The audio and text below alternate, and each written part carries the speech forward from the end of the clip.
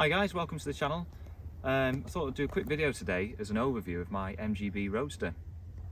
So it's a 1972 model, registered December I think, 1972.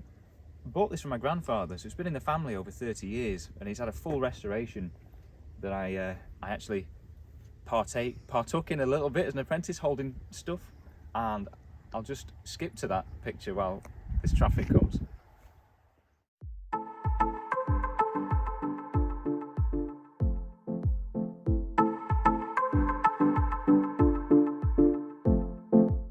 So I thought, by the way, as part of this video, I thought the gag reel on my channel will be massive by the time I'm finished with it. We've come in the middle of nowhere on a nice day with the forecast, so we could do some footage. We've just had two builders, an OAP family. We've now got a runner on the way, and it's raining, so it's all going quite well. Anyway, the the car's on heritage shell. It's had a full restoration. It's a full engine rebuild. In terms of the Morning. In terms of the exterior, it's been resprayed a couple of times. It could do with another go, to be fair. It's getting a little bit cloudy. I don't think it's got any lacquer on the top, so I tried to take it into a place of it polished up, but he advised me not to do it, to be fair. Whether he didn't want the work, I don't know, but there'll be another video on that.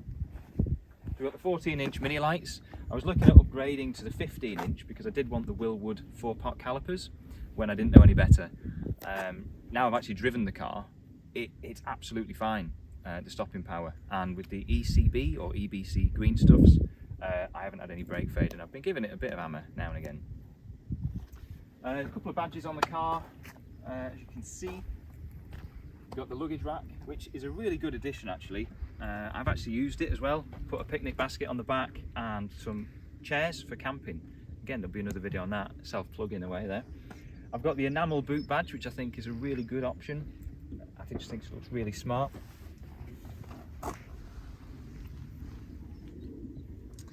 We've got brand new number plates from, is it Jepson's? I forget now, but brand new plates, so they're nice and shiny. We've just replaced the reverse lenses because they'd have faded a little bit. And move over to the interior. I think one of the best things in this is this windscreen at the back. So you get a lot of buffeting on the back of your head. It kind of hits you on the back and it's really uncomfortable, especially now I've had it in. I certainly realise when I take it off. So I paid about £125 from Raceland for this, and I think Moss are selling something similar for 200 odd quid. So I recommend you go there. And I didn't even need the fixing kit with the roll bar because it actually just tucks in, and it's a bit of a squeeze to get it out, so it holds itself quite well. As you can see, I'll go that way, but the interior's quite nice. Personally, for me, this is my preference in terms of the dashboard. I know they do the later MGBs, the rubber bumper, they've got different air vents in different places. For me, this is lovely. It's kind of what I've grown up with as a kid with my granddad. It's got a Motolita steering wheel. I think that's 15-inch. Might be a guess that. I've not got my tape measure with me, but I would go 1 inch less if I was buying again because it's not as difficult to turn as I thought it would be. As you can see, the gear stick, we've got the overdrive on here, which is a really good addition. So it's right on your fingertips whenever you need it. And replacing the blank on the dash, we've got the hazard switch, which was an addition.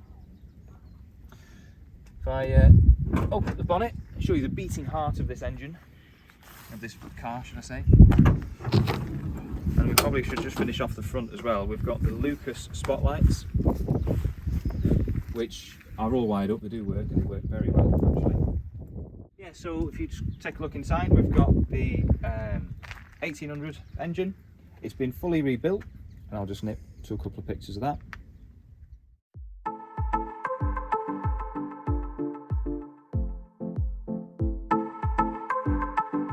It's not been overboard or anything. It's still 1800 to my knowledge. It's had a Peter Burgess Stage 2 head, which I didn't drive it without, but apparently that's pretty good. I think it's putting out about 120 brake horsepower, possibly.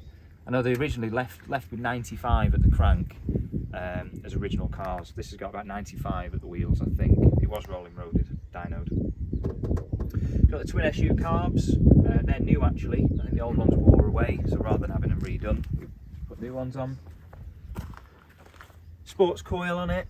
It's got the electronic ignition, which I think, from my granddad's experience, that was the downfall of this car for breaking down and stuff, was the condensers going in the distributor. So it's got electronic ignition. I've owned the car over a year, never had any issues, and I use it quite a lot, to be honest. I've got an alloy radiator, which should help with the cooling. Again, very rare that it overheats on me. It is if I am in traffic, and if that is the case, then the Kenlo fan does come in and save the day. I think they've gone out of business though, unfortunately, so you can't buy them anymore, but there are loads of others available. I think the heater's been refurbished with new parts, so that's good. I've got a brake servo for extra braking power, and we're running on .5 silicone as well, which I've actually just flushed, but I don't think it's hydroscopic, so it shouldn't be absorbing any water and stuff. One thing I will show you actually, so when I was a kid, and I used to open the garage as a 7-year-old boy and see this car, and then my granddad would take me out in it.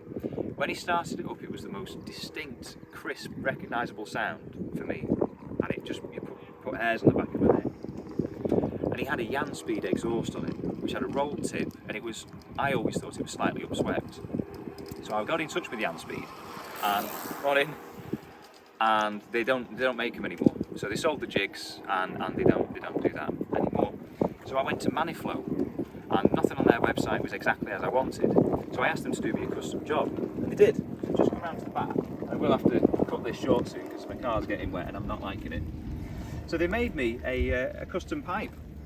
They painted it in the colours I wanted, and they did it elliptical, because most of the boxes are cylindrical, which I didn't like, but this one's elliptical. It's a bit louder.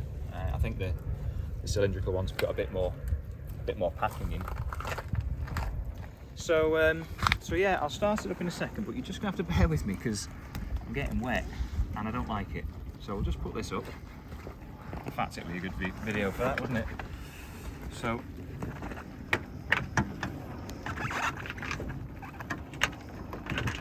that's in there. That's in there.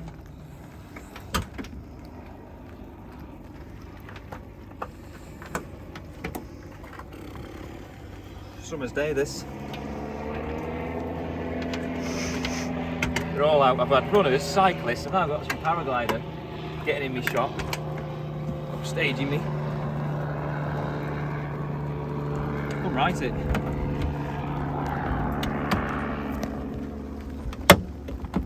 Ooh. There we go. So as you can see, under pressure, no problem there.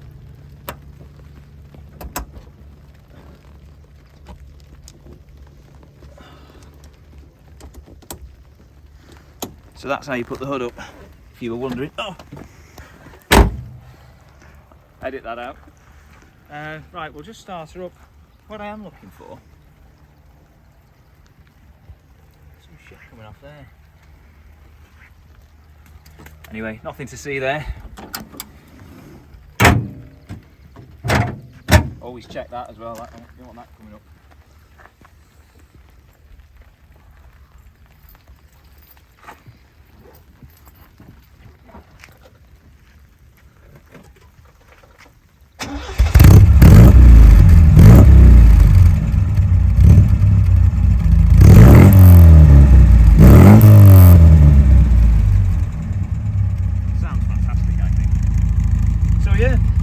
Thanks for watching. That's a quick intro to the car. There'll be loads of videos on this, so I thought I'll do this as an overview first. So yeah, thanks for watching and catch you on the next one.